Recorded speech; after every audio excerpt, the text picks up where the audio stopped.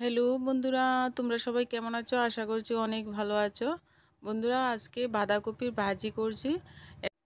এই বাঁধাকপি ভাজি দিয়ে কিন্তু রুটি, পরোটা, ভাত সব কিছুর সঙ্গেই কিন্তু ভালো লাগে। আর বাঁধাকপিটা পরে পরে মজে গেছিলো, তো আমি আজকে ভাজি তৈরি করছি বাঁধাকপি দিয়ে। বাঁধাকপি সব রেসিপি কিন্তু খেতে ভীষণই ভালো লাগে। তো প্রথমে দেখুন, বাঁধাকপিটাকে এইভাবে ঝিরিঝিরি করে একদম মিহি কুচি করে কেটে নিচ্ছি। কেটে নেওয়া হয়ে গেলে আমি এখানে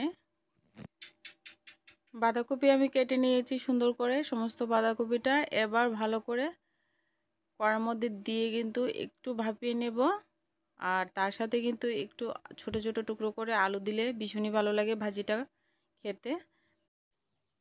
বাঁধাকপির সঙ্গে আলুও দিয়ে দিচ্ছি। আর আলুটা একটু ছোট টুকরো করে কেটেছি। দেখুন, আলুটা এরকম সাইজ করে কেটে নিয়েছি। এখানে দুটো আলু আমি আগে থেকে কেটে ভালো করে ধুয়ে নিয়ে এবার বাঁধাকপির সঙ্গে দিয়ে দিলাম। পরিমাণ মতো একটু জল দিয়ে দিলাম, একটু লবণ দিয়ে দিলাম। লবণ দিলে তাড়াতাড়ি বাঁধাকপিটা একেবারেই সুন্দর করে দেখবেন মজে যাবে। আর এখানে কিন্তু 2 থেকে 3 মিনিট একটু ভাপিয়ে নিলেই কিন্তু বাঁধাকপিটা হয়ে যাবে। এইরকম বাঁধাকপির ভাজি কে কে খাইছেন বন্ধুরা অবশ্যই কমেন্ট করে জানায়েন। আর দেখেন, এইভাবে কিন্তু ঢাকা দিয়ে দিলাম আর চুলা আঁচটাকে হাইতে করে বাঁধাকপিটাকে ভাপিয়ে নিলাম। তো এবার জল ঝরিয়ে নেব।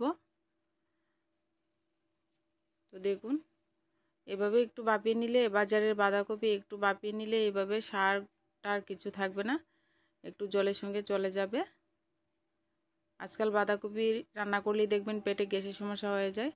তো এবার ওই একই কড়াই ধুয়ে বসিয়ে দিলাম।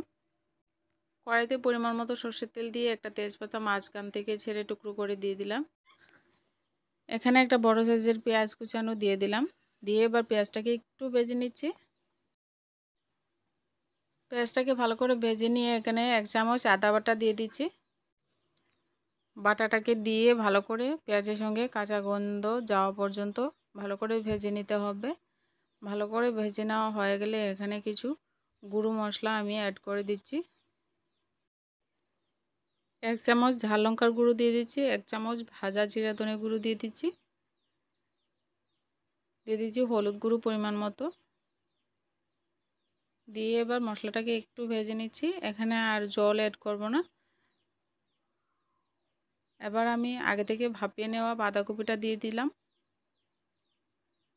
দিয়ে এবার আস্তে আস্তে নাড়াচাড়া করে সমস্ত উপকরণ ভালো করে মিশিয়ে নিচ্ছি। মিশিয়ে নিয়ে এবার কিন্তু আস্তে আস্তে করে ভাজিটা করব। এই ভাজিটা কিন্তু একদম শুকনো শুকনো ভাজি করব।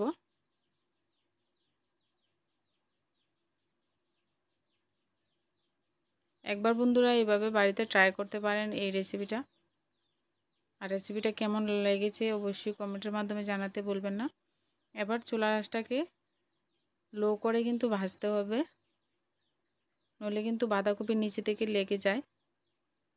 তো একটু পর পর বাঁধাকপিটা নাড়াচাড়া করতে করতে কিন্তু ভাজিটা করে নেব। পরিমাণ মতো লবণ দিয়ে এবার নেড়েছেড়ে ভালো করে লবণটাকে মিশিয়ে দিচ্ছি। আর লবণের পরিমাণ কিছুটা কম দিবেন, সেদ্ধ করার সময় কিন্তু লবণ দিয়েছিলাম।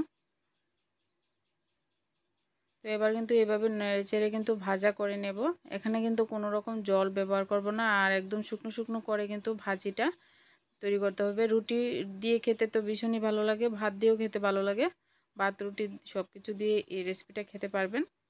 আর এভাবে নাড়াচাড়া করতে করতে একটা সময় দেখবেন একেবারে কালারটাও চেঞ্জ হয়ে যাবে। আর এখানে কুচনো ধনেপাতা কিছুটা দিয়ে দেবেন। আর ধনেপাতা যদি না থাকে গরম মশলা গুঁড়োও দিতে পারেন। এখানে গরম মশলা গুঁড়ো দিলে আরও ভীষণ ভালো লাগে। এবার এইভাবে নেড়েচেড়ে কিন্তু ভাজিটা করে নিয়ে কিন্তু আমি নামিয়ে নেব। যদি চ্যানেলে নতুন বন্ধু হয়ে থাকেন চ্যানেলটিকে সাবস্ক্রাইব করে দিয়ে চ্যানেলের পাশে থাকা বেল আইকনটি বাজিয়ে দেবেন। এবার দেখুন বন্ধুরা, এরকম ভাজিটা শুকনো শুকনো করে কিন্তু ভাজি করে নিয়েছি। দেখুন কতটা সুন্দর হয়েছে আর কতটা লোভনীয় হয়েছে। আপনারা অবশ্যই ট্রাই করুন। আজকে ভিডিওটা এই পর্যন্তই, দেখা হচ্ছে নেক্সট ভিডিওতে।